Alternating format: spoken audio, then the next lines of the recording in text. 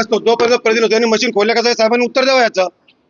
कारण प्रत्येक जेव्हा मशीन आम्ही याला स्ट्रॉंग रूमला चेक करतो त्याच्यानंतर या अधिकाऱ्यांनी मशीन कशा खोल्या साहेबांनी त्यांच्यावर कारवाई करा. साहेबांनी उत्तर द्यायला पाहिजे ना त्याचं. बरोबर आहे का नाही. तुम्ही जेव्हा मशीन खोलले तर आमचं पूर्णपणे याच्यावर ऑब्जेक्शन आहे. ह्या अधिकाऱ्यांवर कारवाई झाली पाहिजे, नाहीतर आम्ही उपोषणाला बसणार. आम्ही इकडची निवडणूक होऊन देणार नाही आम्ही पण. तुम्ही काय पाहिलं इथं आल्यानंतर? आम्ही ज्यावेळेस तो बघायला आलो त्यावेळेस त्यांनी मशीन खोललेली आणि जे मॉकपोल वगैरे बघतात त्याने काय ते सर्व मतं वगैरे टाकून ते चेक करत होते. आम्ही जेव्हापर्यंत एवढ्या निवडणुका अनुभव आहेत यांना अधिकारच नाही.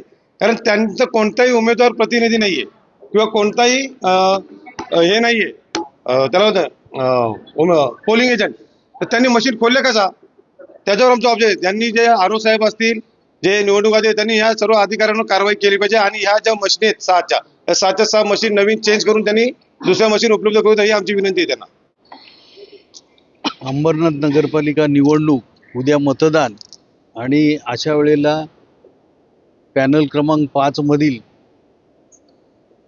साऊथ इंडियन कॉलेजमध्ये जे बूथ क्रमांक आहेत 5, 6, 7, 8 7 ते 12 जे बूथ क्रमांक आहे तिथे असं लक्षात आलं आणि प्रत्यक्ष त्याचा व्हिडिओही अवेलेबल आहे.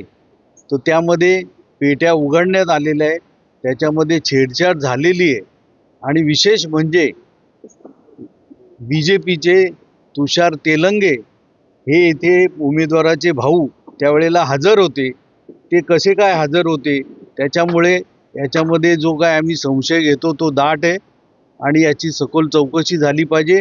आणि उद्याचं मतदान आता ज्या पेट्या उघडल्यात त्या बदलून नवीन पेट्यांचा बंदोबस्त करून त्यानंतरच मतदान सुरू केलं पाहिजे अशी आमची मागणी आहे. जे अधिकारी कर्मचारी आहेत त्यांच्याही बदली करण्याची तुम्ही मागणी करतायत? हो, बरोबरच आहे.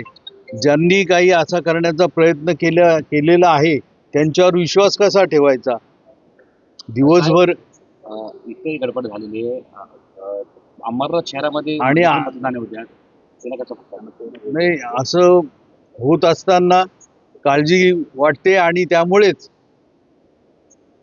नागरिकांचा मतदारांचा जो विश्वास आहे आणि त्यांच्या मताप्रमाणे जे मतदान होणार आहे त्याच्यामध्ये जर छेडछाड होणार असेल तर ते चुकीचं आहे.